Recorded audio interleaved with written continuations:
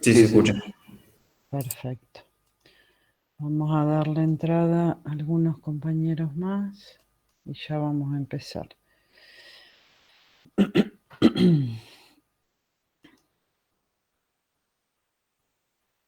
Bueno, para hacer un pequeño repasito retomando lo último que vimos, fue que íbamos a analizar una estructura reticulada formada por 5 barras que estaban unidas en un extremo, todas las 5 juntas en un punto A. Y luego el otro extremo de cada una de las barras reticuladas de las bielas era, digamos, a una parte fija. Luego de someterla a una carga P, este punto A se desplazaba hasta la posición A', sufriendo un desplazamiento total que por componentes lo veíamos como delta 2 en el sentido vertical y delta 1 en el sentido horizontal. Bueno, aquí hacíamos uso de, o recordábamos que por la ley de Hooke podíamos definir el esfuerzo en cada una de las barras como E por I por A sub I sobre LI por delta. Bien. Entonces, el equilibrio planteado en el nudo del reticulado A iba a contener, por un lado, la fuerza aplicada P y equilibrada esa carga P con todos los esfuerzos SA, SB, SC, SD y SE. Solamente decíamos, esto se encuentra en equilibrio en el momento en que A se dejó de mover y ya encontró su posición final en el punto A', entonces es como que tengo que tener esa idea, ese concepto de que ese punto, el planteo del equilibrio en ese punto, lo hago una vez que A llegó hasta A' y ahí se quedó quieto, que está estático. Bueno, habíamos dicho que si conocíamos lo que se desplazaba según X, lo que se desplazaba según Y el punto, a partir del desplazamiento total del punto íbamos a obtener cuánto se estiraba, en este caso, cada una de las barras, y a partir del estiramiento sufrido por cada una de las barras, encontrábamos el esfuerzo S en cada barra. Es decir, lo que tenemos que tener bien presente es que el hecho de que todos los extremos de las barras sufran el mismo desplazamiento total no significa que la deformación en cada barra sea la misma y que por lo tanto el esfuerzo en la barra sea la misma. En este planteo completo vemos que por una parte, si nosotros conocemos los desplazamientos delta 1 y delta 2, el hecho de pasar a decir, bueno, la barra A o la barra C se estiró 0, no sé cuántos milímetros, ese pasaje constituye lo que es un problema geométrico. Yo sabiendo cuál es la posición que tiene la barra y conociendo cuánto es lo que se desplaza en total su extremo, puedo encontrar el estiramiento, o bueno, en forma genérica puede ser un estiramiento o un acortamiento. En este caso todas las barras se estiran, pero ese delta, ese problema es un problema geométrico. Ahora, el traspaso de saber cuál es la deformación de la barra y transformarlo o ir un paso más hasta encontrar el esfuerzo, eso era el planteo de la ley de Hooke. Bien, entonces, tenemos presente que en este método que estamos viendo, en el método de la rigidez, lo que constituyen nuestras incógnitas son desplazamientos, desplazamientos en general.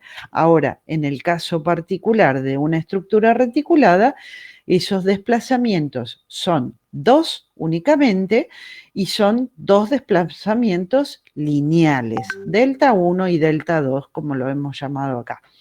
Entonces, lo que vamos a hacer y lo que es el planteo de este método que venimos desarrollando desde la clase pasada, es que lo que vamos a hacer es un planteo de equilibrio en ciertos puntos, en ciertos nodos.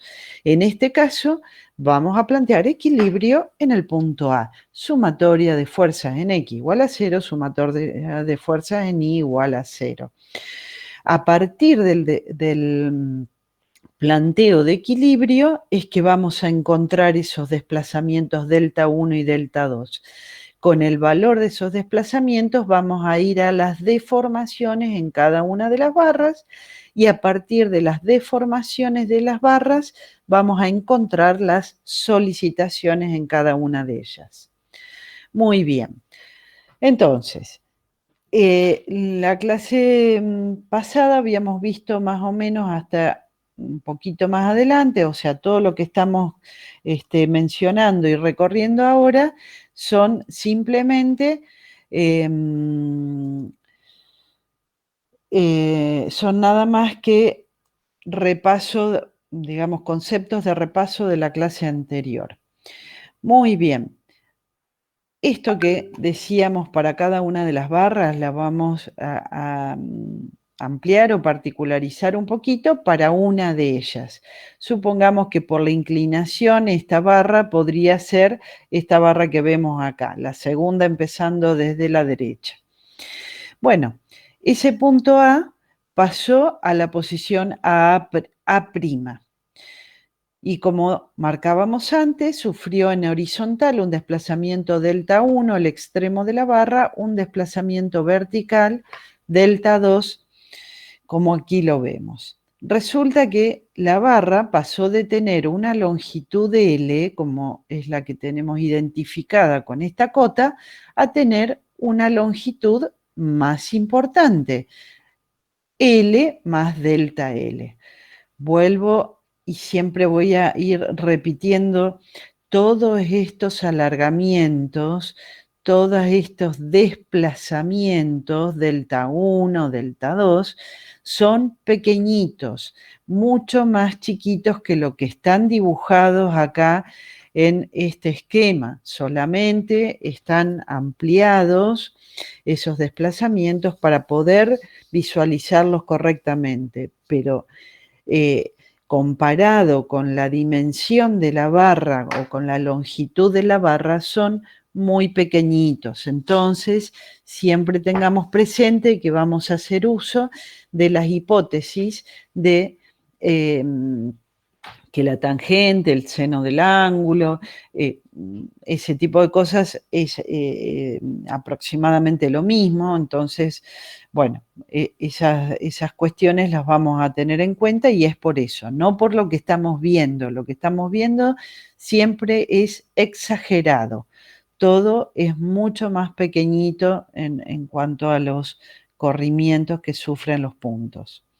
Muy bien, entonces vamos a repasar lo que tomábamos como sentidos positivos. Si ponemos los ejes globales X e Y, luego identificábamos los grados de libertad como los grados de libertad del nodo A son para este reticulado únicamente 2. Según el eje 1 y según el eje 2, entonces relacionamos esos desplazamientos con esos grados de libertad 1 y 2, delta 1, delta 2. Y a la fuerza aplicada la vamos a utilizar a través de sus componentes también esa fuerza con la componente según el grado de libertad 1 y la componente según el grado de libertad 2. Muy bien. Entonces, vamos a estudiar si a una barra genérica de reticulado le imponemos un desplazamiento horizontal de valor unitario en el extremo A.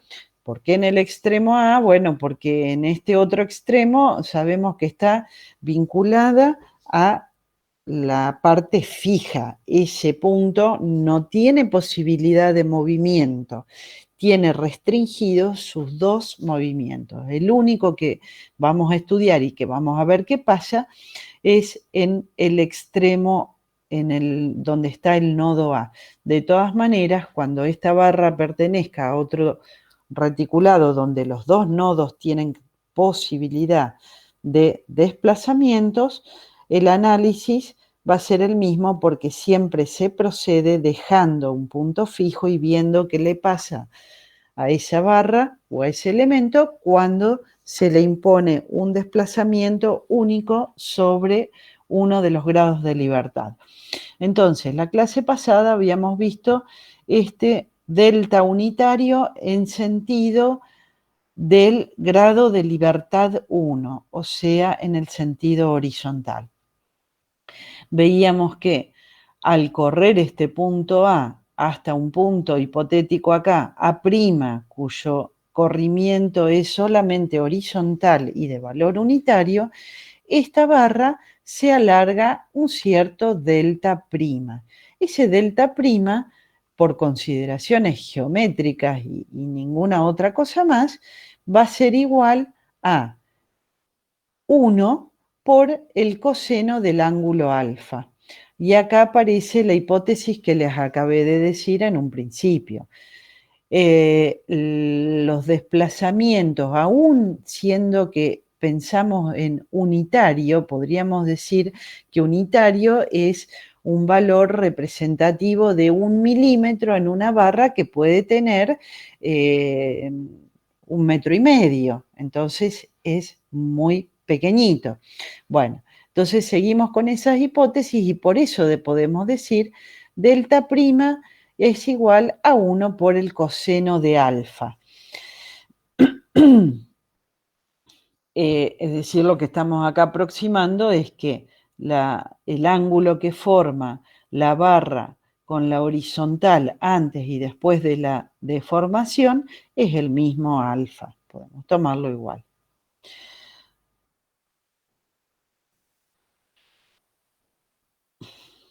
Bueno, entonces, a partir de eso, el esfuerzo en la barra, porque el hecho, digamos, de que le impuse un desplazamiento unitario, ¿qué pasó? Hizo que ese punto A pase a un punto A', que la barra se estire un cierto valor delta prima y consecuentemente con todo esto es que en la barra se produce un esfuerzo de tracción S', que está representado sobre la posición original de la barra. Ese esfuerzo S', y acá entra la ley de Hooke, es igual a la rigidez axial de la barra por lo que se estiró, por el delta prima. Acá estamos utilizando la ley de Hooke, que recién acabamos de ver ahí atrás cómo eran los pasos, o cómo era el problema planteado. Bueno, entonces reemplazando delta prima por 1 más coseno de alfa, que es lo que acabamos de deducir al principio, nos queda la expresión de S'. Ahora, ese esfuerzo S' lo vamos también a referir a los ejes 1 y 2, es decir, lo vamos a expresar por componentes. Entonces,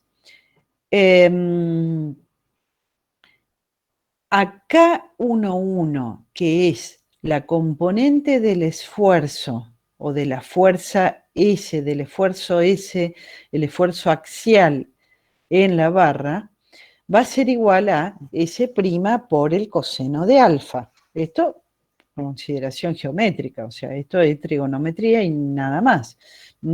Es la componente horizontal de S'.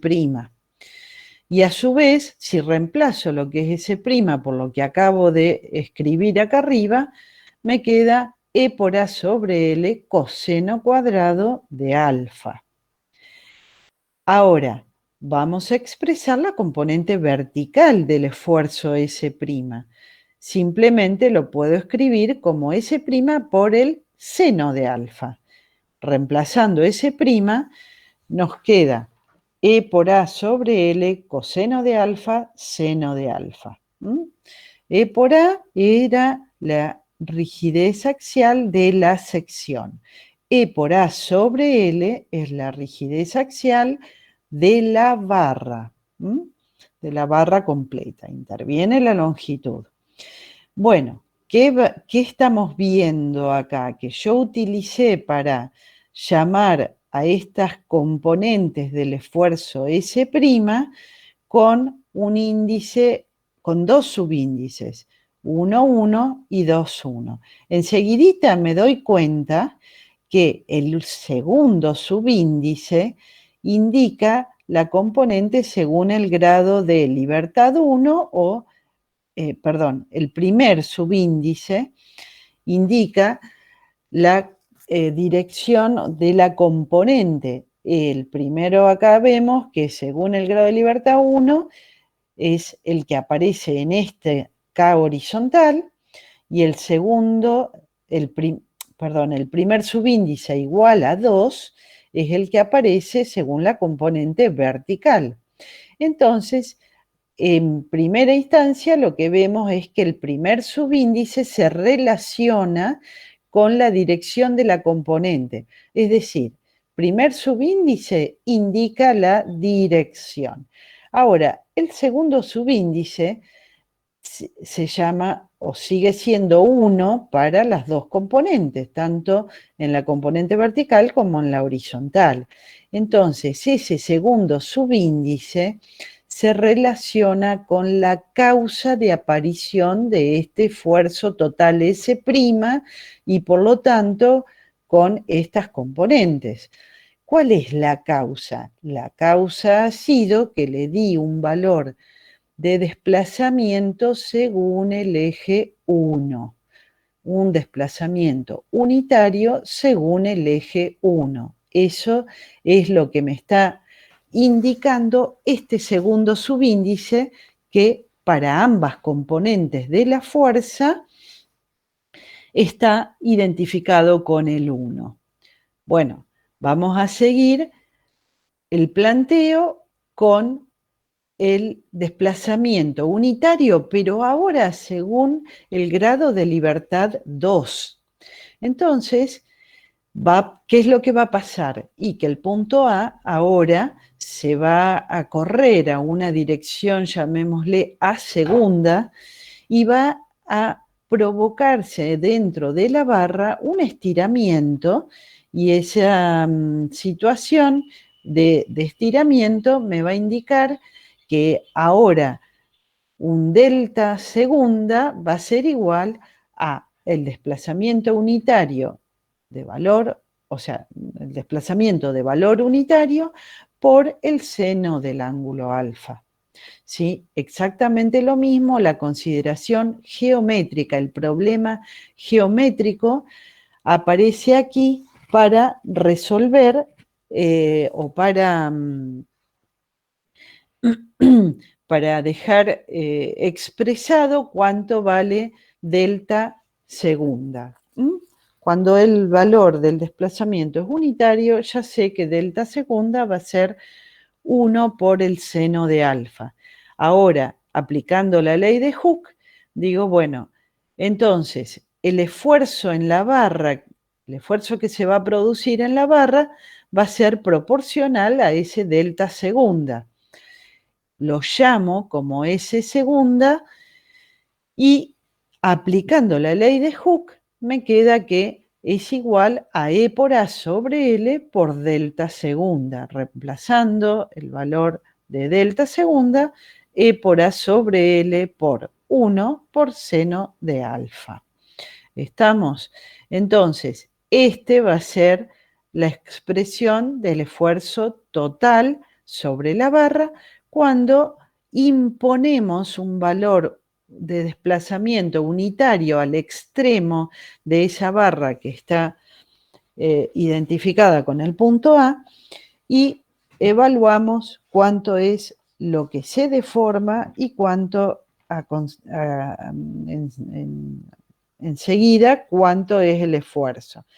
Igualmente vamos a descomponer ese esfuerzo S' según un eje 1 y un eje 2, los que están en relación con los grados de libertad. Bueno, así tenemos, según el eje 1, S segunda por coseno de alfa, reemplazándolo E por A sobre L por seno de alfa coseno de alfa. Y en el sentido del eje 2, del grado de libertad 2, la componente vale S segunda por seno de alfa, es decir, E por A sobre L por seno cuadrado de alfa. Otra vez, vemos que el primer subíndice está relacionado con la dirección de la componente en correspondencia al grado de libertad. Según el grado 1, el grado de libertad 1 y según el grado de libertad 2. El segundo subíndice indica la relación que hay con el desplazamiento impuesto. El desplazamiento impuesto es según el grado de libertad 2. Entonces, es lo que denominamos la causa de la aparición de esos esfuerzos. Por consiguiente, si nosotros tuviéramos que definir qué son K y J, como lo veíamos acá, que son coeficientes de rigidez, pero en verdad que, o sea, sí, son coeficientes, pero esos coeficientes, ¿qué es lo que son físicamente? Físicamente son fuerzas. ¿Cuáles fuerzas? Y son, los K y J es una fuerza según el grado de libertad I cuando en el grado de libertad J se le impone o existe o hay o está, se ha generado un corrimiento unitario según el grado de libertad J, ¿no? Es la causa. Bueno, entonces, vamos a empezar a digamos, vamos a llevar a la nomenclatura en forma genérica. Entonces, a ver, decíamos que el desplazamiento en A, en el primero de los casos que estudiamos, le imponíamos un desplazamiento según el grado de libertad 1, unitario. Entonces, ahora, si a ese desplazamiento lo cambiamos por un valor delta 1, es decir, un valor que sigue siendo pequeño, pero no unitario, de cualquier magnitud. Entonces, podríamos pensar que dentro de la barra, la componente del esfuerzo es K11 veces delta 1, porque lo único que hice es reemplazar el valor unitario del desplazamiento por un valor delta 1. Y lo mismo con la componente según I. La componente del esfuerzo en la barra según I va a ser K21 veces el desplazamiento delta 1. ¿Está? Es simplemente decir, bueno, si no es unitario, como sigue cumpliendo la ley de Hooke y todo, será tantas veces o la proporción que hay entre delta 1 y el desplazamiento unitario. No hay otra, digamos, otra cuestión, es simplemente eso. Y si ahora estamos considerando, en vez de un desplazamiento unitario, un desplazamiento delta 2, es decir, acá, en vez de valor 1, en realidad tendría que estar diciendo delta 1 y acá un delta 2. Entonces, la componente del esfuerzo en la barra según el eje 1 va a ser K12 por delta 2 y según el eje 2, K22 por delta 2. Bien. Entonces, si delta 1 y delta 2 fueran los movimientos finales verdaderos, porque acuérdense que esto estaba formando parte de un reticulado y nosotros dijimos, bueno, estudiemos una sola de las barras para luego extenderla quizás a todas las otras, pero aislamos una barra y estábamos estudiando qué le pasaba a una parte. Pero ahora retomamos y nos acordamos que el punto A al punto AS le llegan también varias barras y ese punto A pasaba a una posición A' con un corrimiento general delta 1 y delta 2 en los sentidos 1 y 2 de los grados de libertad. Bueno, entonces, ese delta 1 y delta 2 son desplazamientos reales del punto A que sufrió una vez que se le aplicó una carga P. Entonces, en la dirección X, el esfuerzo total en la barra va a estar,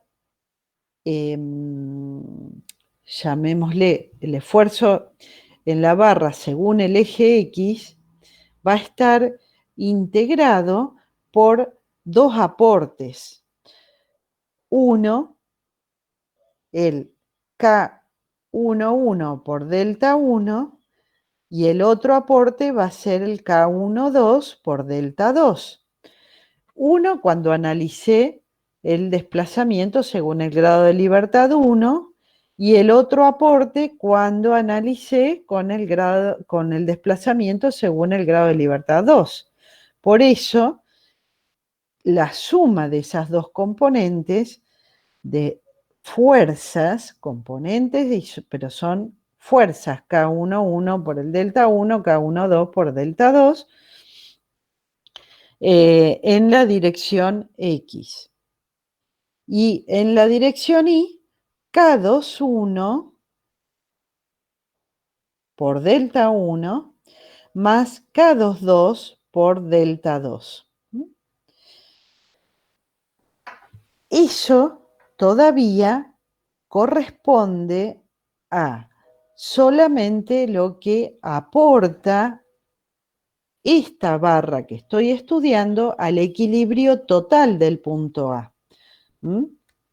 Entonces les recuerdo otra vez, acuérdense que al punto A no le llegaba una sola barra, le llegaban varias, pero yo saqué una de las barras y analicé qué pasaba cuando el extremo tenía un desplazamiento unitario para un lado, según un grado de libertad y según el otro.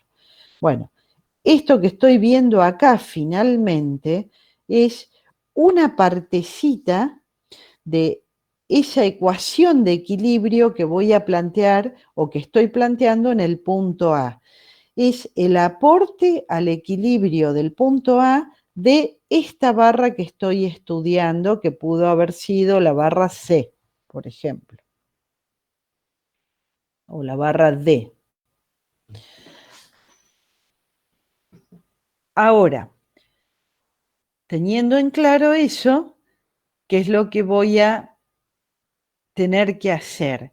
Incluir en la ecuación general del equilibrio de sumatorias de fuerzas según X, o sea, según el grado de libertad 1, todos los aportes de cada una de las barras que llega al punto A. Entonces, voy a tener expresiones similares a esta primera, según la dirección X, pero de cada una de las barras. ¿Por qué? Porque acordémonos que este K11 de la barra A o de la barra B o de la barra C son, en general, pueden ser distintos. De hecho, recuerden que este K, para este caso de un reticulado,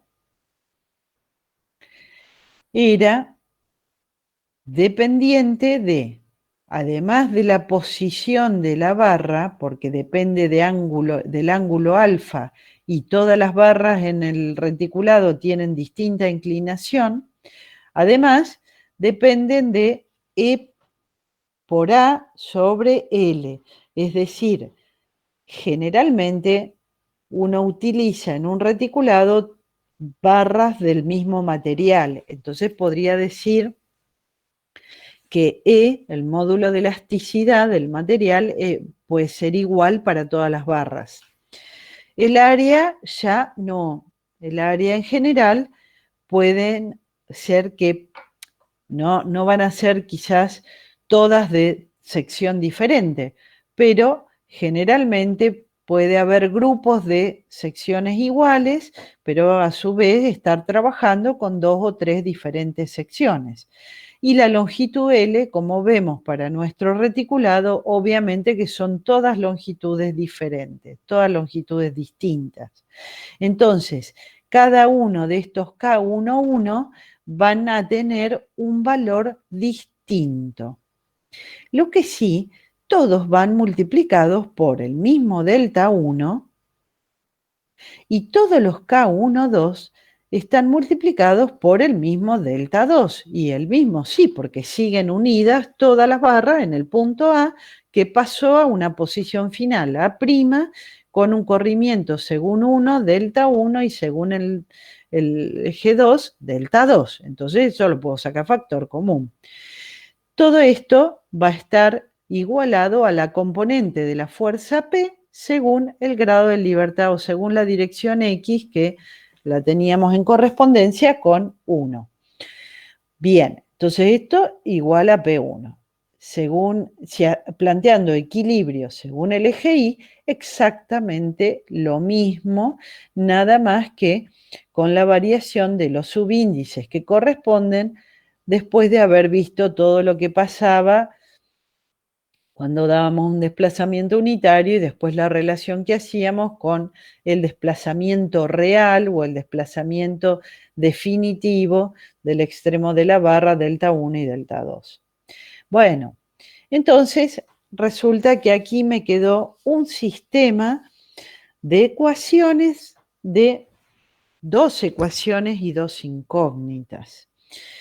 Es un sistema normal de ecuaciones no homogéneo. Entonces, resolviendo este simple sistema de ecuaciones, enseguidita yo puedo obtener cuánto vale numéricamente, cuánto es el valor de delta 1 y de delta 2. Todo lo que contienen estos K son valores conocidos, ¿sí? Dependen de, yo cuando me planteo la resolución de esto ya o predimensioné o adopté un material, una sección y con el diseño de mi reticulado tengo determinado las longitudes que propongo para cada barra.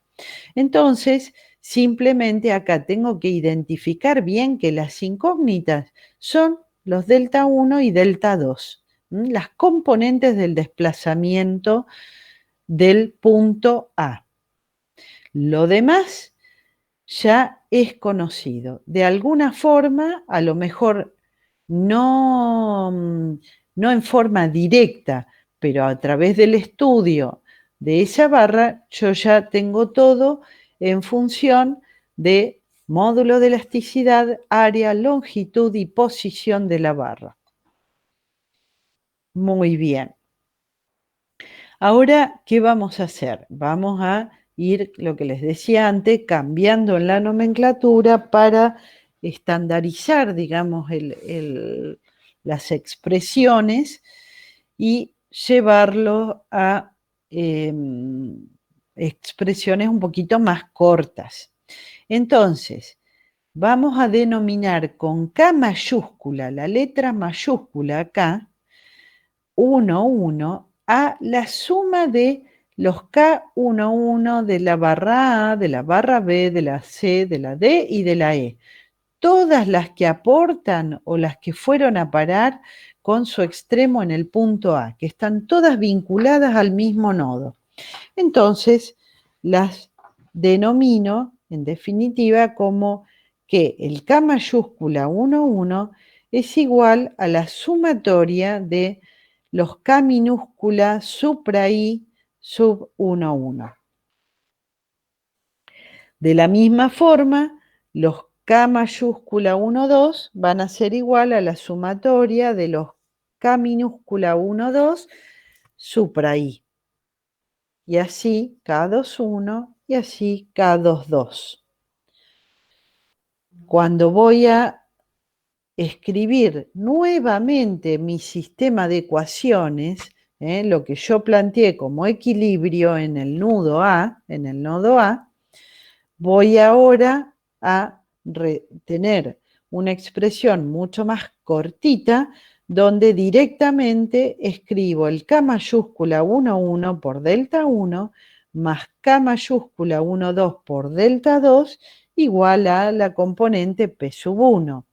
Y análogamente, K21 mayúscula por delta 1 más K mayúscula 22 por delta 2 igual a la componente de la carga en el sentido 2, en la dirección 2, P sub 2. Así me quedó reducida la expresión del planteo del equilibrio en el punto A. Entonces, siempre tengamos presente esto. Observemos que el K minúscula lo relacionamos con cada barra individual y el K mayúscula con el conjunto de barras. ¿Hasta aquí se entendió? Yo tengo una duda, profe, del planteo al principio. Decime. Mi duda es si, no sé si lo entendí bien. O sea, usted había dicho que al principio en el punto A' había equilibrio solamente y luego se planteaba el equilibrio en el punto A para sacar las reacciones que van a tener en la barra, ¿no? No te entendí lo primero que me dijiste en el punto A, hay O sea, equilibrio solamente. creo que usted había dicho que al principio había solamente equilibrio cuando se llegaba al punto A'. Sí. Bueno, Es así. entonces, O sea, vos imaginate lo siguiente. sí, Tengo mi reticulado hasta acá. Todavía no hay ninguna carga aplicada. En el momento que yo aplico la carga y asume un valor igual a P, esa carga, ese punto pasa desde la posición a la A'. ¿Qué es lo que pasa en el medio? No me interesa, no me importa si fue por acá, después por acá, terminó acá. Me importa la posición final donde se estabilizó, no, ya no se mueve más. Quiere decir que todo ese esfuerzo, la carga P aplicada, se fue equilibrando por las componentes digamos, por el esfuerzo en cada una de las barras. En ese punto A', que está muy próximo al punto A, acá está todo exagerado, pero en esa posición deformada es donde se termina donde se plantea o donde se equilibra nuevamente. Ahí ya no hay más movimientos del nodo. Todo se deformó, lo que se tenía que deformar, y entonces mi planteo de equilibrio siempre va a ser en el punto A'. Lo que pasa es que esos desplazamientos, como digo, son tan chiquititos, tan pequeñitos, que estas inclinaciones que vos ves acá en el planteo del equilibrio de cada uno de los esfuerzos, SA, SB, SC, SD, son exactamente los mismos que en el sistema original sin deformar. Es decir, no, alfa A, alfa B, alfa C, alfa D, alfa E, pueden ser, son, digamos, considerados por hipótesis iguales a los de las barras en estado original, porque estos desplazamientos son muy pequeños. Bueno, sigo escuchándote tu consulta. Claro, entonces, ¿por qué entonces planteás el equilibrio, o sea, la sumatoria de fuerzas en X y sumatoria de fuerza Y en el punto A? O sea, ¿es por el desplazamiento pequeño? Sí, en realidad, o sea, por eso es como que da lo mismo plantearlo al equilibrio acá en el punto A que en el punto A'. Ah, Es perfecto, esa era mi exactamente lo duda. mismo, Está bien, está ¿sí? bien. Listo, listo, profe. Este, entonces, es eso, porque vos lo planteás ahí para, en definitiva, eh, calcular tus incógnitas, que son los delta, los desplazamientos son las incógnitas, ¿sí? Pero el planteo inicial es de equilibrio. Y repito, como son pequeños, da lo mismo estar pensando que lo estás planteando en A o en A'. Listo, profe. Esa era mi duda. Muchas gracias. Bueno, ¿alguna otra pregunta, chicos?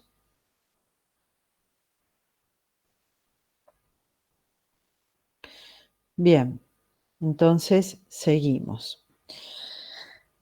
Para reforzar el concepto, ese sistema de ecuaciones que acabamos de ver son las ecuaciones de equilibrio que planteamos en el nodo. Si lo vemos en forma matricial, lo podríamos escribir como K mayúscula por D, por un vector D, igual a un vector P. Entonces, el K mayúscula contiene a las, digamos, tiene 4 componentes K mayúscula, que es K11, K12, K21 y K22,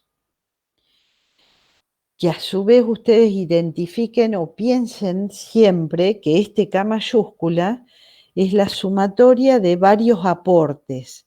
Lo mismo este segundo, cada una de las componentes estas en sí tiene una suma de varios numeritos que los identificaba con K11 minúscula, K12 minúscula de cada una de las barras.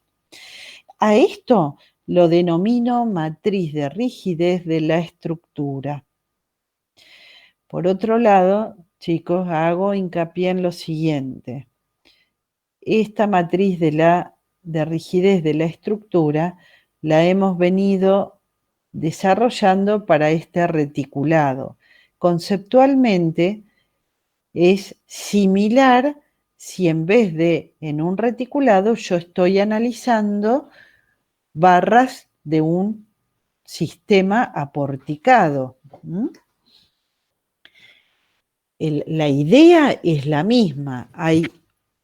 En esta matriz de rigidez hay términos que se relacionan con la rigidez del elemento que estoy utilizando. En este caso, ustedes lo están automáticamente relacionando con el módulo de elasticidad, con el área, con la longitud de la barra, con la inclinación de la barra, ¿sí?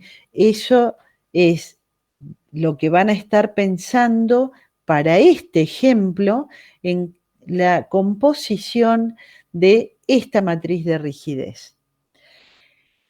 Si la estructura es aporticada, van a contener cosas parecidas, pero que no solamente van a depender de la longitud, por ejemplo, solamente en sentido lineal, sino elevado a una potencia. No van a tener solamente el área, sino que lo más importante va a depender de la inercia de la barra, etc. Ya lo vamos a ir viendo. Bueno, delta. Delta es un vector, el vector que contiene los desplazamientos.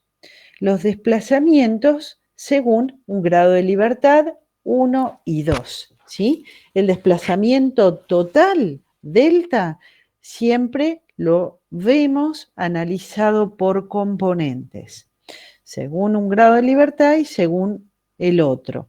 Acá tenemos solo dos componentes del vector de desplazamientos. ¿Por qué? Y porque un nodo de un reticulado solamente tiene posibilidades de moverse según 2 grados de libertad. En cambio, vayan pensando que si este vector de desplazamientos correspondería a nodos de una estructura tipo pórtico, ya no tiene dos componentes. ¿Cuántas componentes tendría?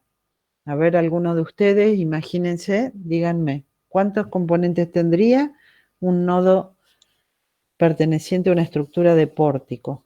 ¿Tres? ¿Puede ser 3? 3, perfecto. ¿Y cuáles son esos 3 desplazamientos que tendrían? Los desplazamientos en X, en Y y el giro. Perfecto. Un desplazamiento según X o según el grado de libertad 1, un desplazamiento según Y o según el grado de libertad 2 y un giro. Muy bien. Entonces tendría una componente más este vector de desplazamientos. Lo mismo, perdón, si el reticulado fuera un reticulado espacial, ya no tendría dos componentes, tendría 3 componentes, porque habría una posibilidad de movimiento en forma lineal según grado de libertad 3 o coincidente, por ejemplo, con el eje Z. Bueno, sigamos con nuestro ejemplo. Por último, del otro lado del igual, aparece en esa forma matricial el vector de cargas. El vector de cargas que también está identificado con dos componentes según los 2 grados de libertad. Muy bien. Una vez que hayamos resuelto este sistema de ecuaciones, o si que es muy, muy simple porque en este caso, ¿no? Es muy simple porque tiene 2 ecuaciones con 2 incógnitas simplemente, obtenemos el valor de delta y vamos a conocer entonces el esfuerzo según, digamos, por componentes, Sx y Si de cada una de las barras. Ahora es como que con delta 1 y delta 2, que afecta, por decir, a todas las barras, o que es general para todas las barras, volvemos hacia atrás y nos vamos de nuevo a los K minúscula. Este K minúscula va a identificar lo de la barra B o de la barra C, pero esto lo estoy planteando para cada una de las barras. Y el esfuerzo en la barra, en definitiva, lo puedo obtener una vez calculado el Sx como Sx sobre coseno de alfa, o si tengo el Si, Si sobre seno de alfa. Muy bien. Profe, Sí, yo tengo una duda de eso. No entendí si dijiste que los coeficientes de la matriz de rigidez representaban fuerzas. sí. ¿Y por qué representan fuerzas y no rigideces? es que en definitiva es un coeficiente de rigidez, eso seguro, pero si querés ir un poquito más allá, ese coeficiente de rigidez, ¿qué representa? Representa el valor del esfuerzo en la barra cuando se la obligó a moverse un cierto valor o se le impuso un cierto desplazamiento de valor unitario según el grado de libertad tal o cual. Entonces, es eso, es la fuerza que se produce dentro de la barra cuando le das un desplazamiento unitario en tal sentido. Ese es el concepto de coeficiente de rigidez como componente de cada una de esta matriz. ¿Está? ¿Lo ves? Ah, claro. O sea, cuando vine acá inicialmente al planteo de qué le pasaba a la barra cuando yo al punto extremo A le imponía un desplazamiento de valor unitario, por ejemplo, en el sentido vertical. Decía, bueno, ¿qué le pasa a la barra? Se estira un delta segunda. Al estirarse ese delta segunda, en la barra se produce un esfuerzo S segunda. Ah, bueno, entonces decimos, ¿y ese delta segunda cómo lo puedo poner? Y si yo sé cuánto es el desplazamiento, es 1 porque la obligué a moverse 1 milímetro, por ejemplo. Entonces, cuando le impuse ese desplazamiento de 1 milímetro, reemplazando en la expresión por esta relación geométrica, que directamente digo delta segunda va a ser igual a 1 milímetro por seno de alfa, multiplicado por la rigidez de la barra, que esto acá interviene Hooke, me queda que el esfuerzo en la barra es E por A sobre L por 1 por seno de alfa. Entonces, eh, si, si vos te quedás con que es el K11 es la rigidez axial de la barra, no estaría bien, porque es como que va más allá. ¿Interviene la rigidez axial? Por supuesto que sí, pero en definitiva, es la fuerza o la componente de la fuerza que se produce cuando le doy un desplazamiento unitario. Pasan, digamos,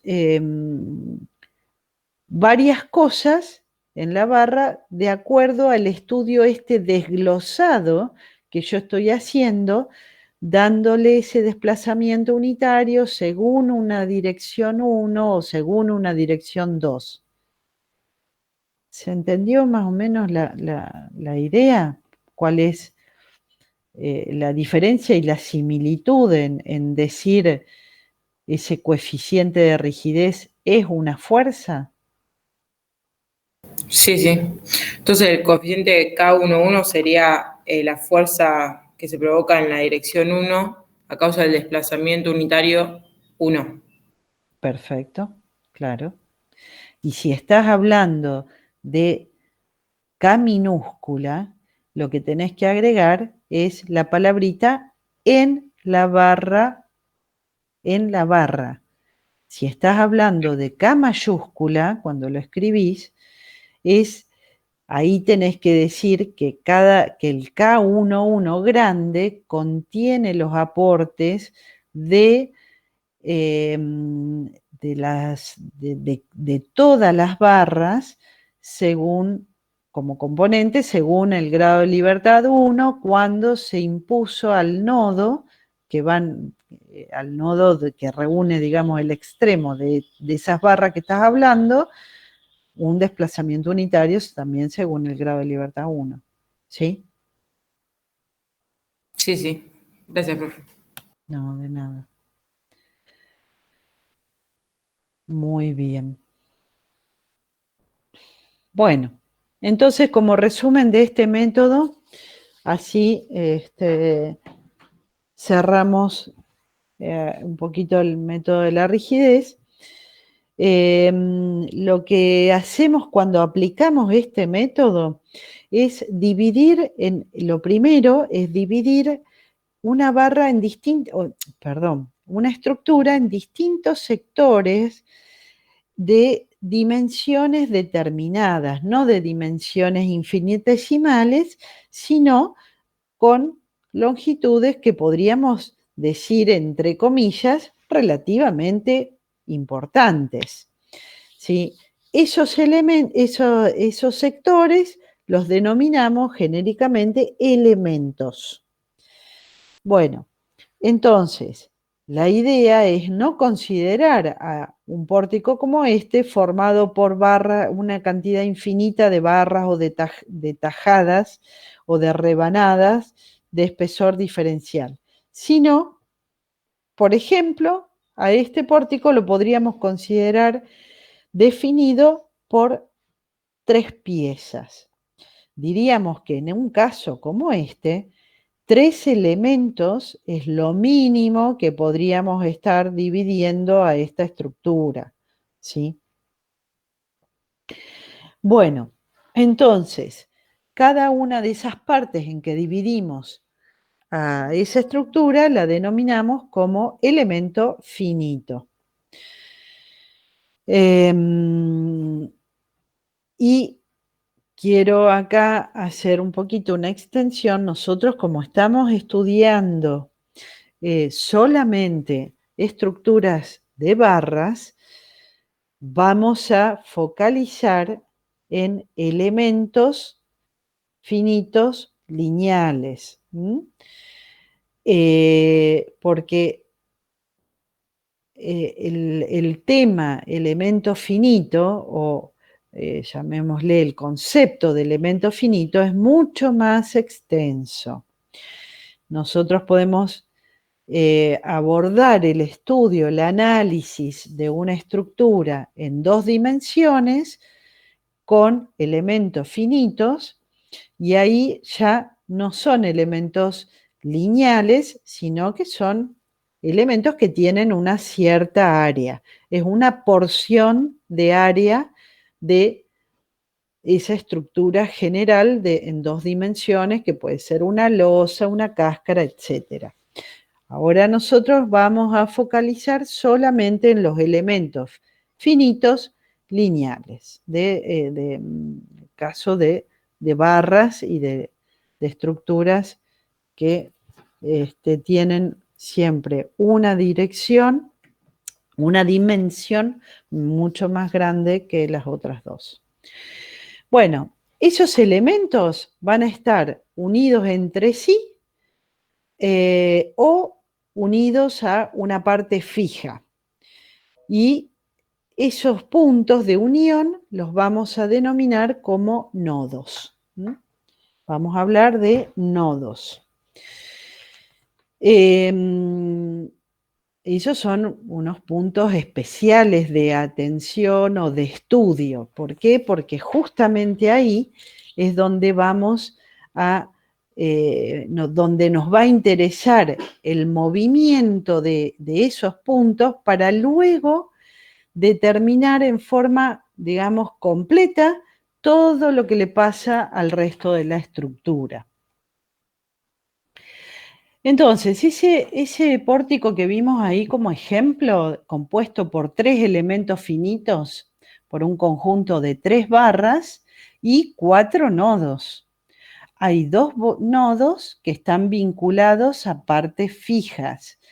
El nodo 3, por ejemplo, no se puede mover ni girar, o sea, no se puede mover, perdón, de ninguna manera, porque está vinculado a la parte exterior a través de un empotramiento. Entonces, tanto los 2 desplazamientos lineales como el giro están impedidos. No es así en el caso del nodo 4, donde ese nodo está vinculado con un apoyo fijo.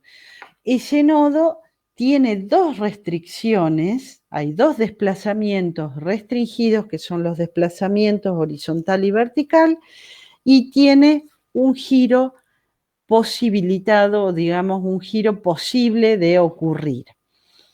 Ahora, el nodo 1 y en el nodo 2 vamos a tener las tres posibilidades de movimiento según qué, y según sean las cargas aplicadas y según sean las rigideces de las barras que llegan a ese nodo. Cuanto más rígidas sean estas barras, el nodo 1 se va a mover menos o se va a desplazar o va a girar un valor más pequeño. Bueno, acá si hubiéramos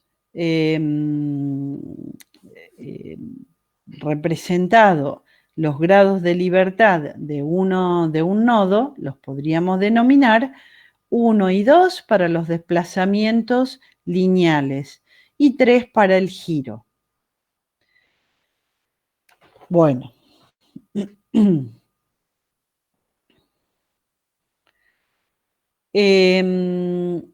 Si contamos cuáles son los grados de libertad que, los desplazamientos permitidos, contamos una posibilidad de movimiento que es un giro en el apoyo de la derecha y 3 en cada uno de estos nodos que vamos a denominar nodos desplazables, porque esos dos nodos de acá arriba que no están vinculados a una parte fija, sino que están tomados con barras, tienen esa posibilidad de movimiento, así que les vamos a llamar nodos desplazables. En definitiva, hay 7 desplazamientos en total posibles en esta estructura aporticada y son las incógnitas de nuestro problema.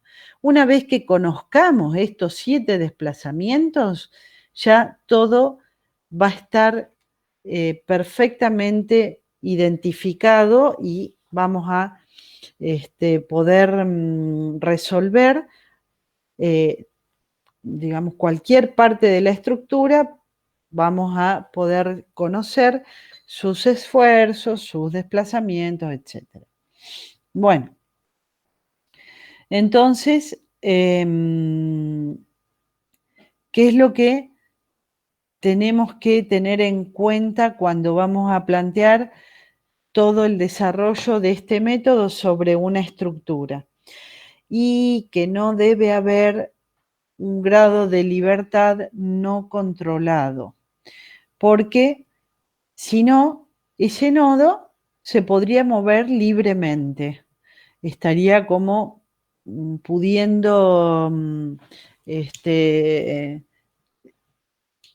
sea, si puede tener esa condición cinemática de movimiento, no le podemos plantear equilibrio, porque para que haya equilibrio tiene que estar quieto. Entonces, tenemos que estar siempre observando eso, que no haya ninguna condición de grado de libertad no controlado.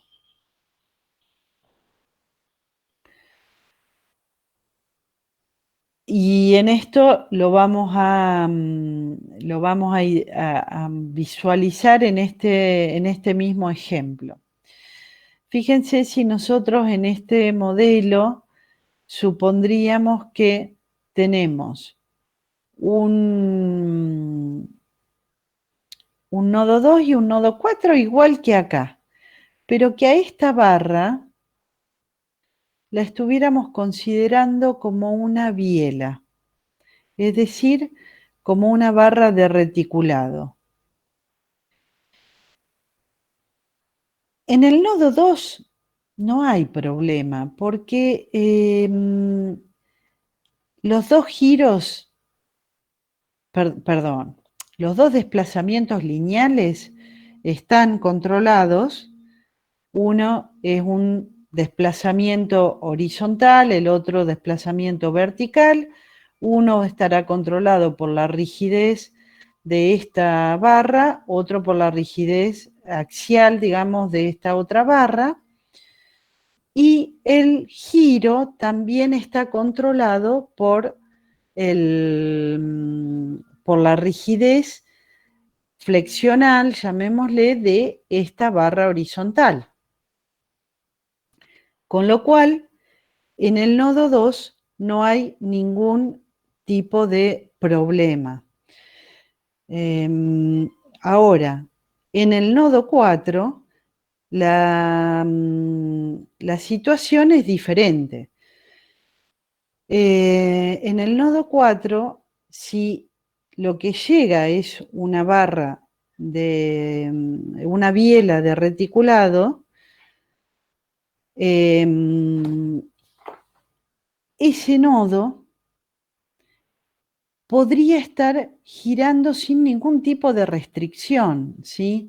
A mí me gustaría poderles hacer un dibujito donde se vea que el nodo aquí es como un perno pasante en un ojal y esto no es como tener, a ver, un perno junto con el otro y si hay algún tipo de giro, eso podría estar girando, o sea, podría estar teniendo una deformación angular, no deformación angular, sí, un giro, independientemente de lo otro, sin que nada lo detenga o nada le imponga una restricción moderada o importante a ese nodo.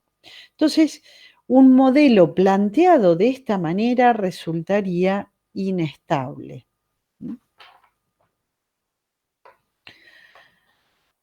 Bueno, siguiendo en los conceptos generales de este método, tenemos que los desplazamientos de los nodos se determinan planteando ecuaciones de equilibrio, una por cada grado de libertad. Si tenemos un nodo, perteneciente a una estructura tipo pórtico, tendremos como planteo de equilibrio dos ecuaciones de fuerzas o dos planteos, digamos, de fuerzas según un eje, según el otro, y una de momento, por ejemplo, podría ser. Bueno, eso con, digamos, las ecuaciones planteadas en todos los nodos de la estructura, va a generar un sistema de ecuaciones grande o completo, llamémosle, en todos los nodos, que es el que vamos a resolver o el que tiene que ser resuelto. Bueno, ese sistema de ecuaciones de equilibrio lo podemos representar en forma matricial como K mayúscula por D igual a P. El K mayúscula representa a la matriz de rigidez de toda la estructura. ¿Qué va a tener dentro de esto? Y coeficientes que dependen de las características geométricas y mecánicas. Geométrica, longitud, área, posición. Mecánicas, módulo de elasticidad longitudinal, módulo de elasticidad transversal, de todos los elementos que forman esa estructura. Y también va a depender de cómo están vinculados esos elementos entre sí y al exterior, sobre todo a la parte fija. D es el vector de los desplazamientos o corrimientos nodales y es el vector que contiene todas las incógnitas del problema, de mi estructura. Bueno, esas incógnitas son los movimientos reales de los nodos según los grados de libertad de, digamos, considerados para el tipo de nodo según la estructura, se trate de una estructura de pórtico, según o aporticada o reticulada en el espacio, en el plano, etc. P finalmente es el vector de fuerzas nodales y digamos, se arma o se forma, o sus componentes contienen las cargas exteriores que actúan sobre la estructura, que es un dato, es el dato de partida. Si yo no conozco las cargas, y bueno, entonces no puedo arrancar a nada. Tengo que saber cómo va a estar cargada, qué tipo de fuerzas o momentos va a tener que soportar esa estructura. Bueno, una vez que encontramos esos desplazamientos nodales, ahora cambiamos la forma de mirar a esa estructura. Ahora,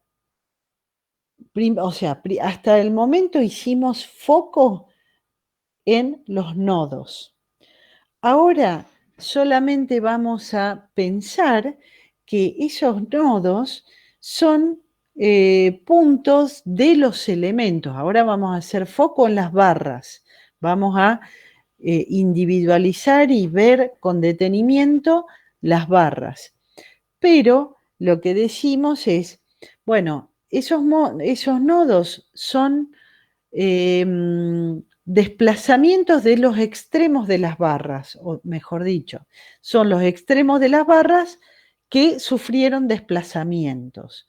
Entonces es como decir, entonces es como mirar a la barra con desplazamientos impuestos. Y esos desplazamientos no son cualquiera, sino son los desplazamientos que acabo de calcular y de encontrar en los pasos anteriores de planteo de equilibrio de nodos. En esta etapa lo que hacemos es analizar cada elemento por separado, teniendo en cuenta qué cosa, y teniendo en cuenta cuánto se desplaza el extremo de la barra, cuánto gira, y a partir de eso, también por separado, es decir, se desplaza según el grado de libertad tal y pasa tal cosa en la barra, se generan tales esfuerzos, pero también se desplazó según el otro grado de libertad. Bueno, entonces según el otro grado de libertad pasó tal otra cosa, pero también giró. Bueno, cuando giró le pasó tal otra cosa. Y en la barra se produce un esfuerzo final, llamémosle, debido a todos esos movimientos que se originaron en un extremo. Después se verá qué pasó en el otro extremo. Bueno, si estaba vinculada a la parte externa, no habrá pasado nada con un empotramiento. Si está vinculado a un nudo, a otra barra, tendremos que ver en ese nodo, en los, digamos, qué pasó en cada uno de los dos nodos que componen esa barra, si los dos nodos son desplazables. Bueno, entonces, ¿qué es lo que pasa? Tenemos que analizar esta situación partiendo de algo que ya hemos conocido con anterioridad y que lo vimos todo en el método de las fuerzas. Nosotros analizamos para una barra de pórtico, por ejemplo, qué pasaba cuando le dábamos un desplazamiento unitario según el sentido transversal, cuando le dábamos un giro en un extremo. Entonces todo eso ya es un estudio que hemos hecho previamente. Ahora lo que vamos a tener como dato es ese desplazamiento o ese corrimiento en general en uno de los extremos. Nosotros este giro tita, por ejemplo, va a ser un valor conocido. ¿Cuándo? Y después de que hayamos planteado el equilibrio de los nodos. Estamos ahora en una segunda etapa donde esta incógnita ya la averiguamos. Con esa incógnita averiguada y con ese estudio previo de saber cómo se comporta una barra empotrada cuando yo le exijo girar un cierto tita, puedo obtener los valores de momento y de corte en los dos extremos, reemplazando el valor de tita, el valor de ese giro ya averiguado. Bueno, entonces, como resumen final, todo el comportamiento de la estructura está definido por un número finito de parámetros, por una cantidad de movimientos en los nodos. ¿Podemos hacer esto? ¿Por qué? Porque ya tenemos como base previa saber cómo se comporta cada elemento cuando provocamos un desplazamiento de valor conocido en cada uno de sus nodos, o según el grado de libertad de cada uno de esos nodos. Entonces, una vez que tenemos esos nodos, podemos encontrar en función, digamos, de esos desplazamientos, los esfuerzos, el campo tensional en cada uno de los elementos o cada una de las barras. Bueno, cuando vemos el planteo matricial del método, nosotros en el sistema de ecuaciones de equilibrio, acordémonos que para toda la estructura completa tenemos las K mayúscula 1, 1 por delta 1. Bueno, esto ya lo vimos en forma matricial. Teníamos esta expresión donde el vector D era nuestro vector que contenía las incógnitas. Si vamos a plantear esto en un caso, un ejemplo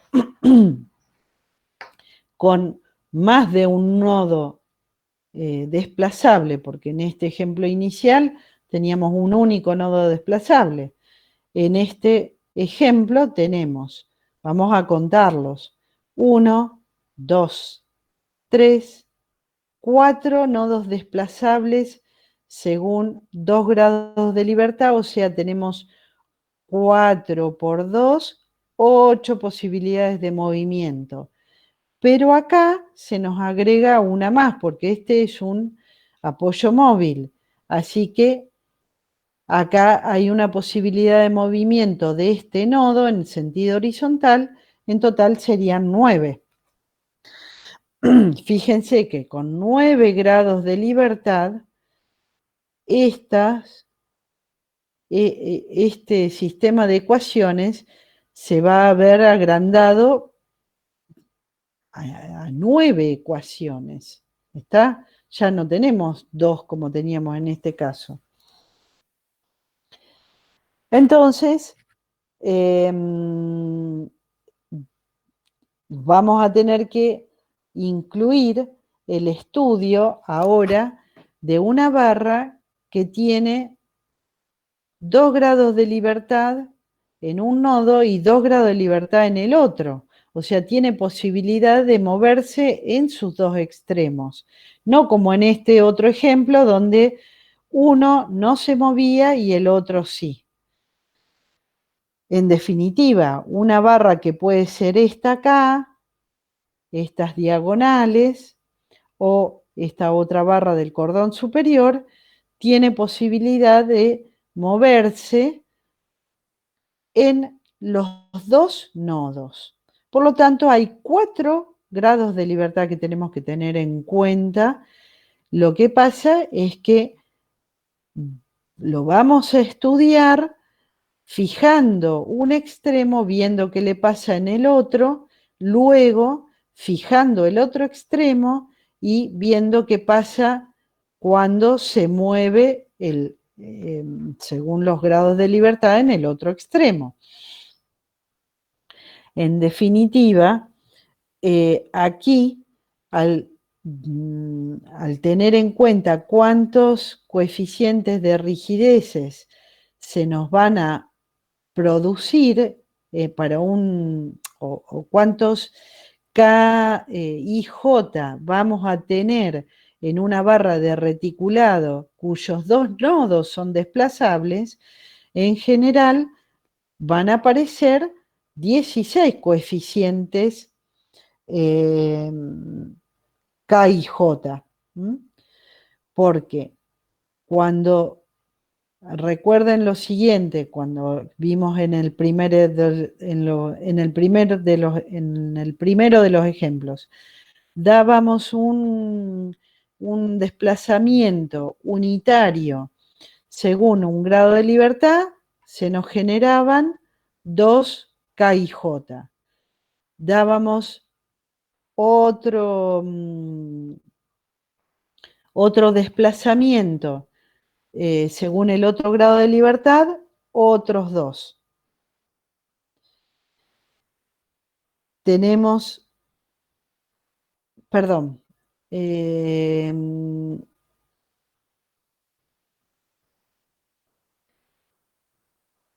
al dar un movimiento unitario según un grado de libertad, se generaban 4 coeficientes de rigidez.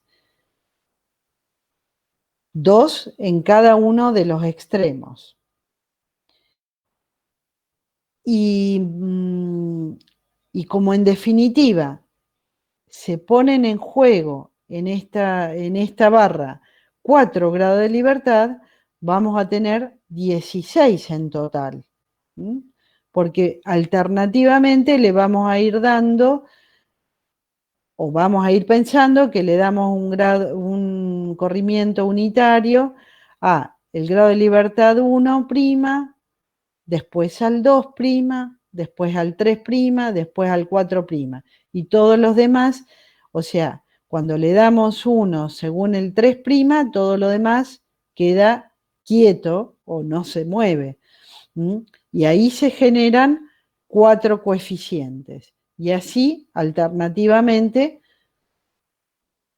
vamos a ir teniendo esa situación. Cuando les quería mostrar,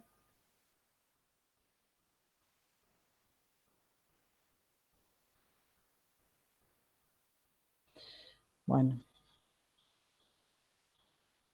en la barra del ejemplo inicial, siempre lo que teníamos era que, como estaba vinculado al exterior, analizamos solamente movimientos según el grado de libertad que le habíamos llamado 1 y el grado de libertad que le habíamos llamado 2. Bien.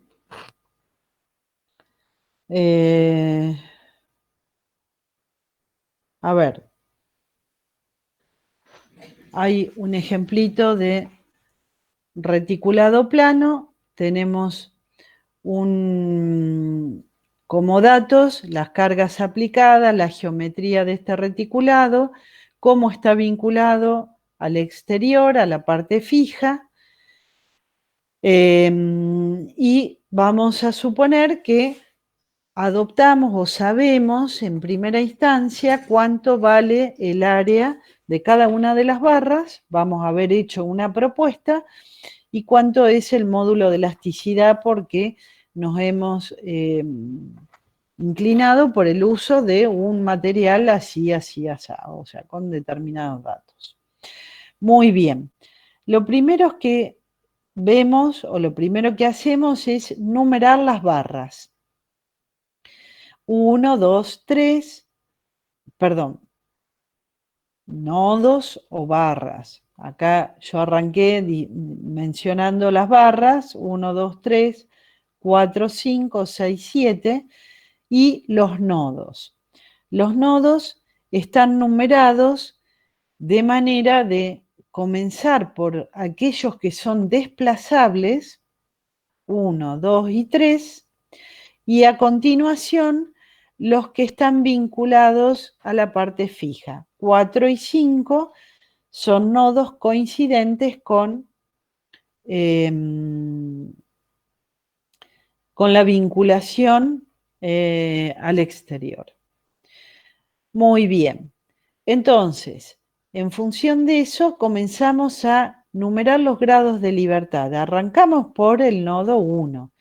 Decimos, bueno, grado de libertad 1, horizontal, vertical, el grado de libertad 2. 3, 4 en el nodo 2, 5, 6 en el nodo 3, 7, 8 en el nodo 4, 9 y 10 en el nodo 5. ¿Qué es lo que vemos? De los grados de libertad 1 al 6 son todos desplazables. Todos estos nodos tienen posibilidad de sufrir algún tipo de desplazamiento según los grados de libertad del 1 al 6. Ahora, los nodos 4 y 5, que están asociados con los grados de libertad 7 a 10, están vinculados en forma externa, por lo tanto son grados de libertad que están restringidos. O sea, 7, 8, 9 y 10 corresponden a desplazamientos conocidos iguales a 0. Ahí conozco los desplazamientos. El desplazamiento según 7, según el grado de libertad 8, según 9 y según 10 son iguales a 0, porque allí hay un vínculo externo que les impide esos movimientos. Muy bien. ¿Qué es lo que va a pasar? Y es que en definitiva las incógnitas de mi problema van a ser entonces los desplazamientos que van desde correspondientes al grado de libertad 1 hasta el grado de libertad 6. Y lo que vamos a tener que hacer entonces es plantear las ecuaciones cuyas incógnitas aparezcan en esos grados de libertad. O sea que tenemos que plantear equilibrio en los nodos 1, 2, 3. 1, 2 y 3. Fundamentalmente en esos 3 nodos para que aparezcan las incógnitas y poder, al resolver ese sistema de ecuaciones, despejar esas incógnitas o encontrar el valor de esas incógnitas. Entonces, nuestro sistema de ecuaciones tendría hasta el momento 6 ecuaciones de equilibrio con las 6 incógnitas. Cuando planteamos esto que les acabo de decir en forma matricial, al despejar el vector de desplazamientos incógnitas D, ¿qué es lo que me va a quedar? Y el producto de la inversa de K por el vector de cargas P.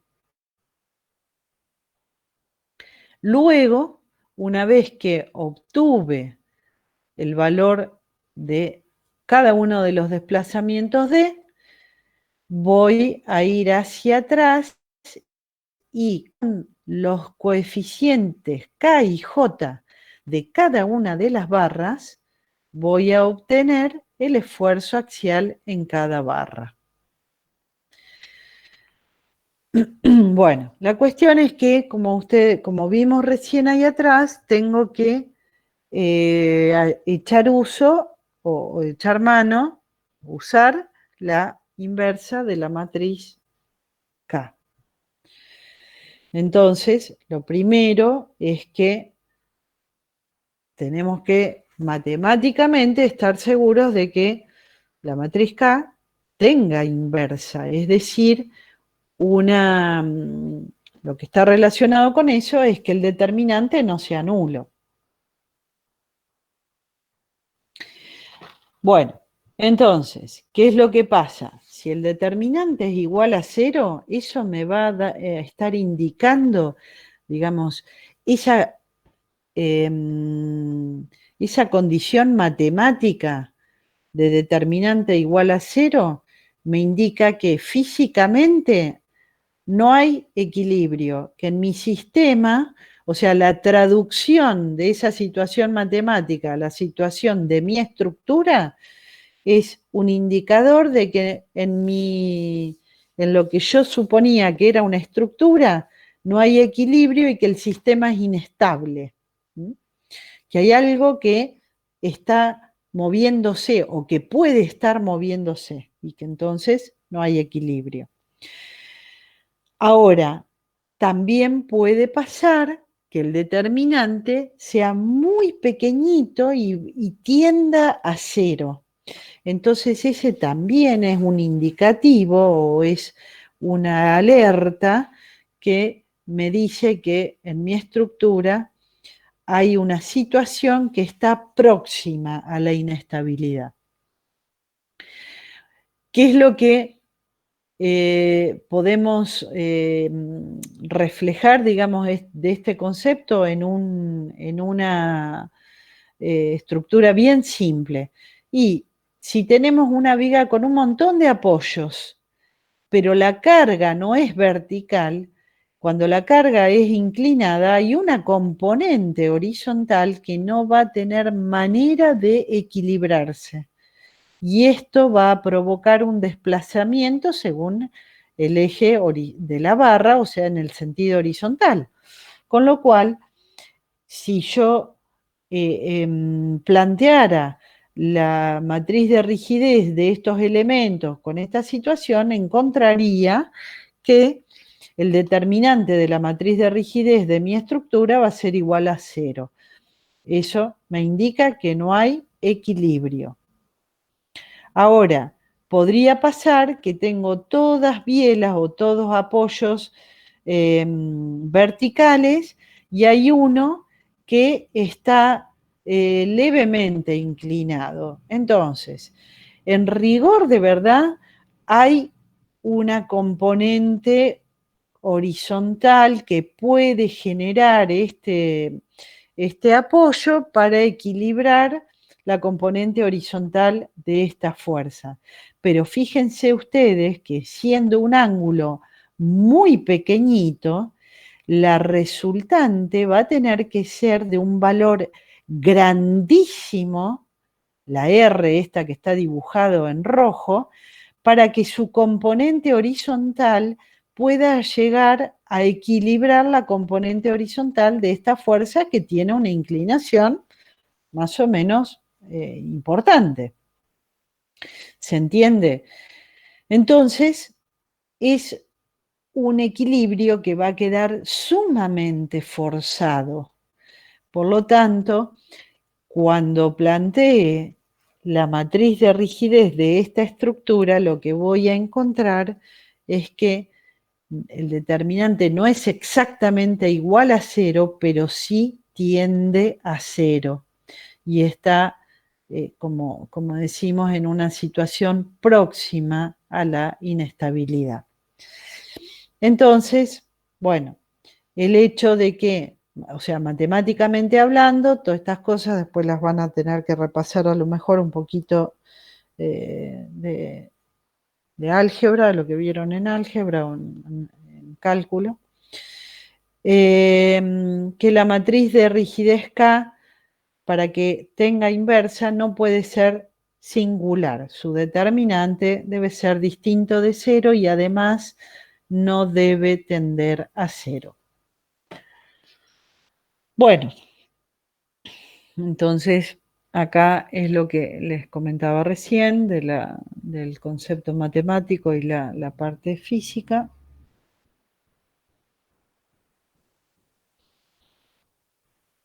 Bueno,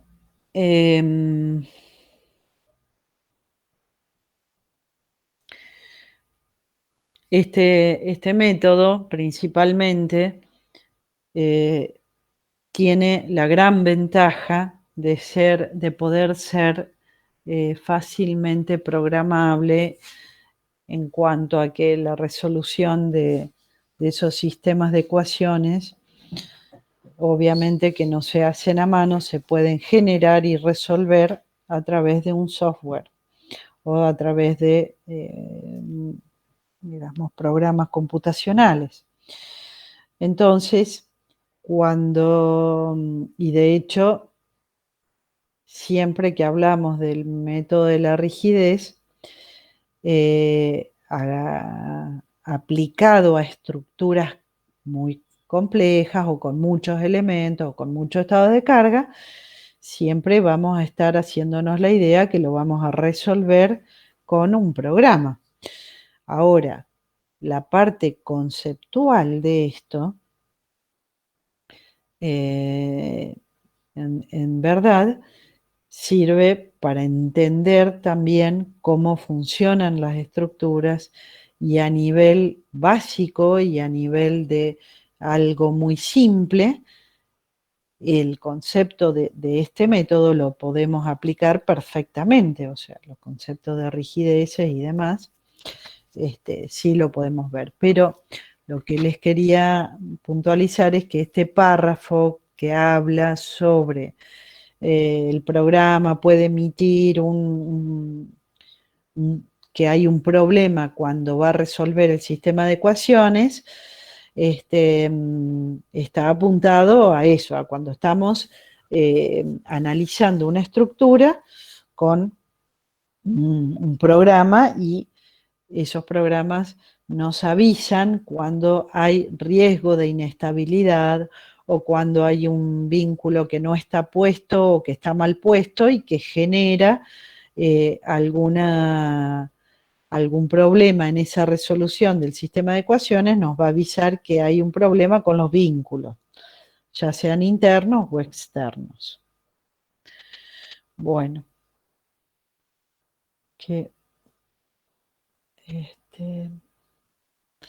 bueno,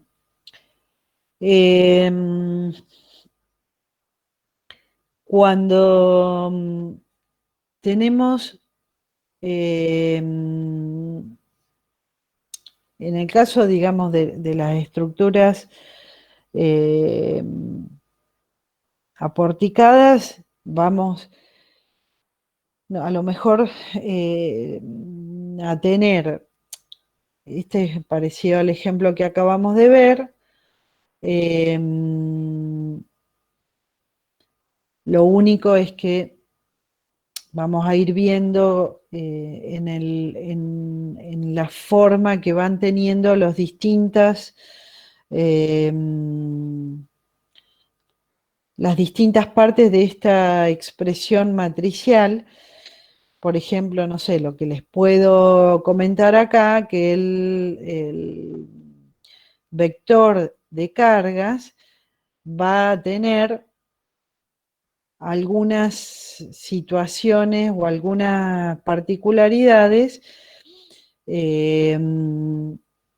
porque además de ver cómo están las cargas F1 y F2, que son cargas puntuales, también aparece una carga repartida y hay que hacer algunas consideraciones en ese vector de cargas cuando, por ejemplo, F1 no está aplicada en un nodo y obviamente la carga distribuida Q, que está distribuida a lo largo de esta barra. Pero en sí,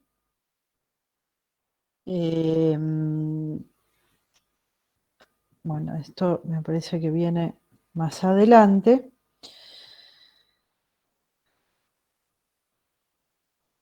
En el caso, bueno, porque estamos siguiendo el mismo ejemplo que habíamos planteado antes y haciendo un poco el paralelo o la comparación con el sistema reticulado. Pero esto ya se los comenté verbalmente. Aquí en el sistema reticulado plano teníamos 2 grados de libertad, en el pórtico tenemos 3. En el reticulado, en el sistema porticado tenemos que considerar ese giro provocado también o posible en un nodo perteneciente a una estructura de pórtico, tipo pórtico, y ese giro va a estar relacionado con la rigidez flexional de las barras que se unen en ese nodo. Bueno, entonces, si hablamos de grados de libertad de una barra de pórtico, ahora tenemos que decir que al tener 3 en cada extremo, tenemos una barra de pórtico con 6 grados de libertad. Y si estamos hablando de una barra de reticulado, tenemos una barra con 4 grados de libertad en total, 2 en cada nodo. Y acá está lo que les comentaba recién sobre una especie de un paso intermedio que hay que hacer cuando tenemos cargas aplicadas en una parte intermedia de la barra y no en los nodos. Lo que vamos a considerar es el efecto que esta carga provoca en los nodos. Es decir, es como hacer una equivalencia de un efecto equivalente de esta fuerza F1. Analizamos en nuestra barra empotrada qué le pasa cuando se aplica una fuerza concentrada en un punto intermedio.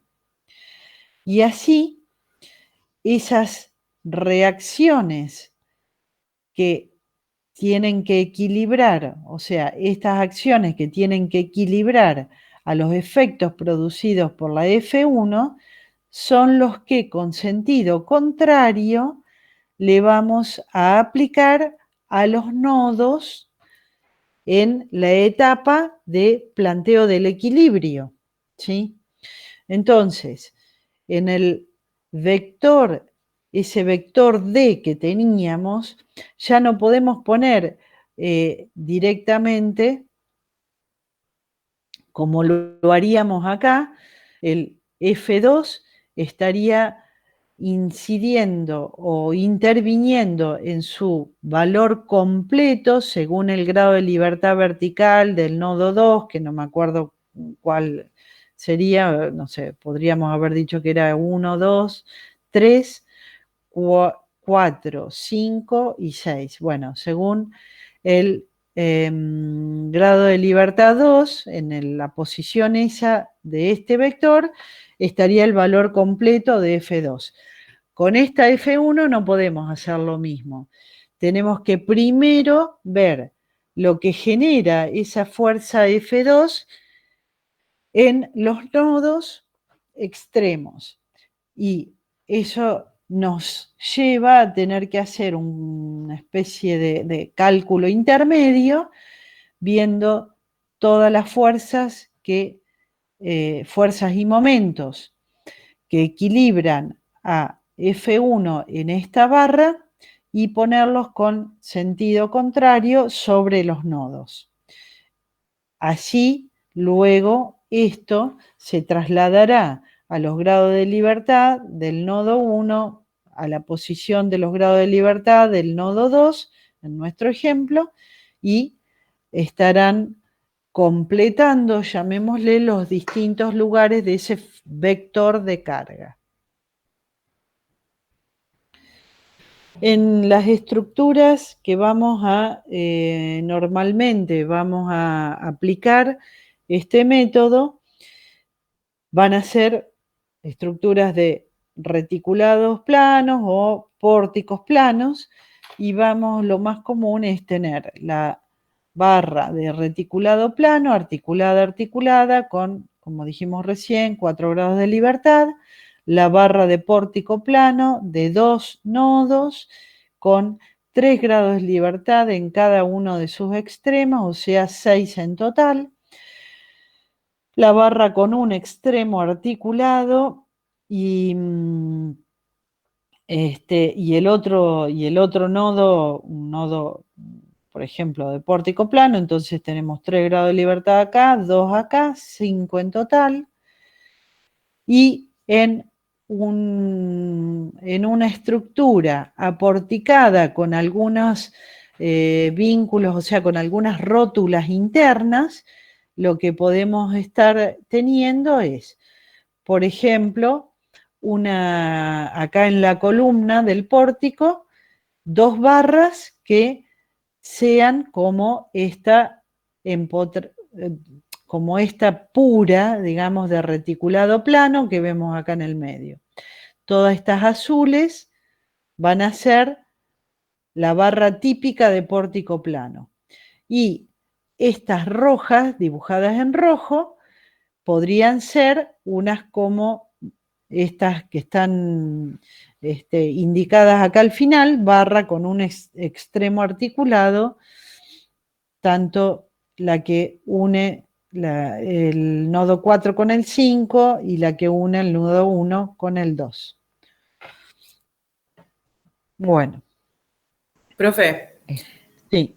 en el método anterior, cuando las fuerzas están aplicadas en las barras, ¿siempre se considera bien potrada la barra para plantear la resolución? Sin importar cuál sea la vinculación, digamos, la que tiene realmente.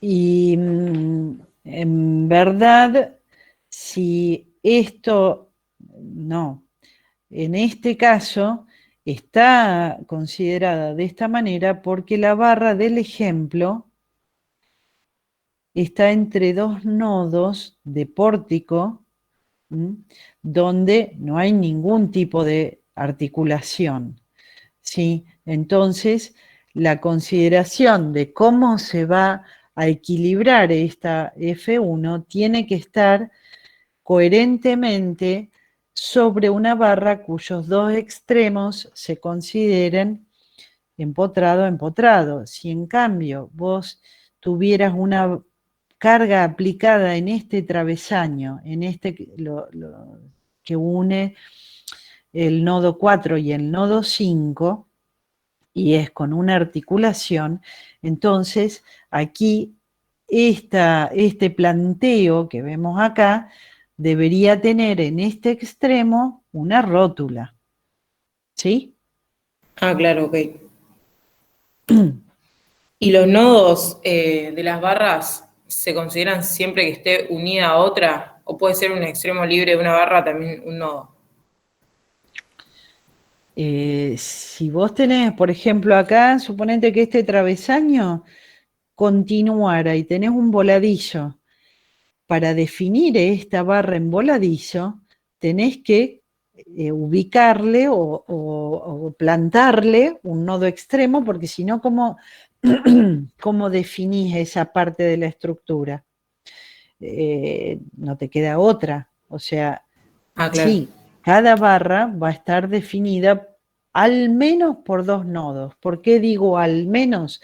Porque después, ustedes más adelante van a profundizar en este método, o más que profundizar, lo vamos a generalizar con un planteo a través de trabajos virtuales y no de la parte de resistencia de materiales y, o sea, de la ley de Hooke y demás, sino que va a estar bajo una luz mucho más general, que es los trabajos virtuales, que lo vamos a dar en la unidad 3.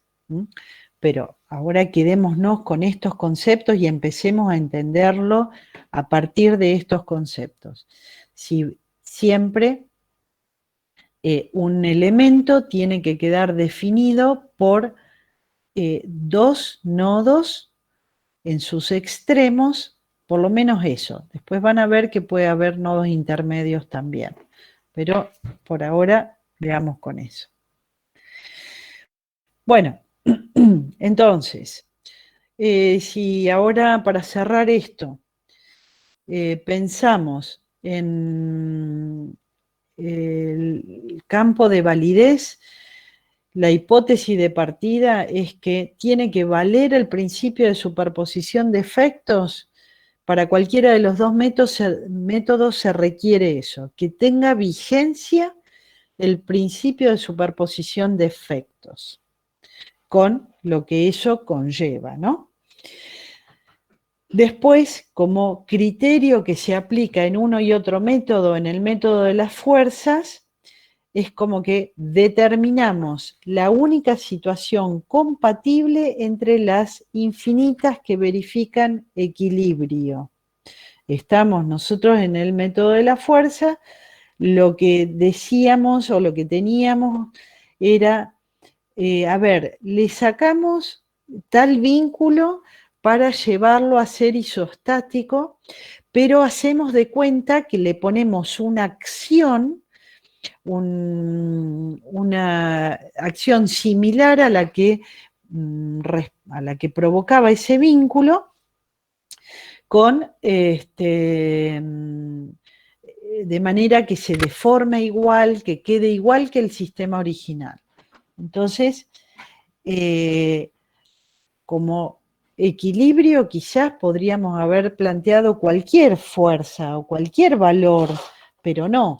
El que planteábamos era el que exactamente hacía que esa estructura se deforme como la original. Y a partir de eso era que despejábamos, planteábamos y calculábamos nuestras incógnitas.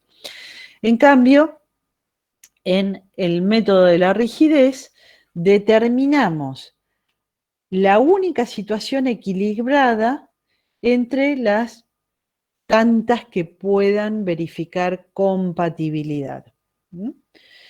Nosotros lo que planteamos en definitiva es eso, arrancamos del planteo del equilibrio. Como incógnitas, bueno, en el método de las fuerzas aparecen fuerzas o momentos y en el método de la rigidez los desplazamientos, que pueden ser desplazamientos lineales o angulares.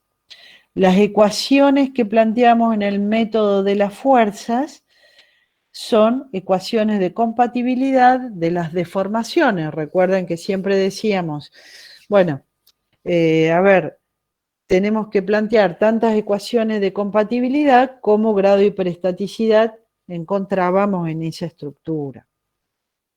Y a partir de ahí completábamos, primero utilizábamos esas ecuaciones de deformación o de compatibilidad, con esas calculábamos nuestras incógnitas hiperestáticas, se las poníamos al fundamental y resolvíamos ya, se las poníamos al sistema isostático y ya con las ecuaciones de equilibrio nos alcanzaban y ya estaba. Pero las primeras ecuaciones, o sea, lo primero que resolvíamos eran las ecuaciones de compatibilidad de deformaciones.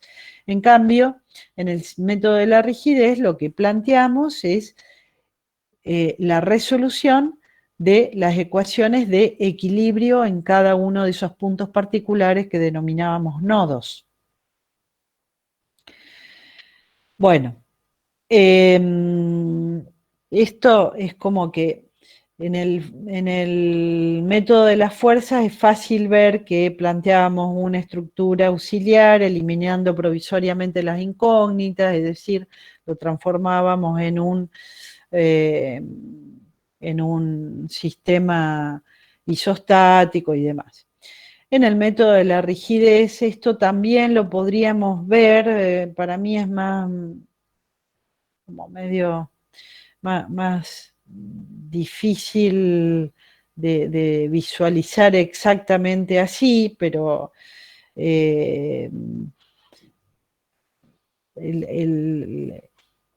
lo que planteamos es, más que nada, no planteamos un sistema fundamental, planteamos a la estructura dividida en partes finitas, delimitada por nodos que son los puntos donde se conectan las barras o donde la estructura va a conectarse a la parte fija. Entonces, es como la misma estructura, pero particionada en sectores de longitudes finitas. El método de las fuerzas es muy complicado programarlo para computadora porque, bueno, hay algunos pasos donde las cuestiones se dificultan bastante. En cambio, el método de la rigidez es muy apto para ser programado por computadora desde el inicio hasta el final de, digamos, de la resolución o del análisis. Todo se puede abordar en forma bastante cómoda y fácil a través de una computadora. O sea, se puede programar. Bueno, y estos conceptos ya los venimos repitiendo, esto es un resumen. Bueno, la verdad es que se me fue mucho más tiempo del pensado.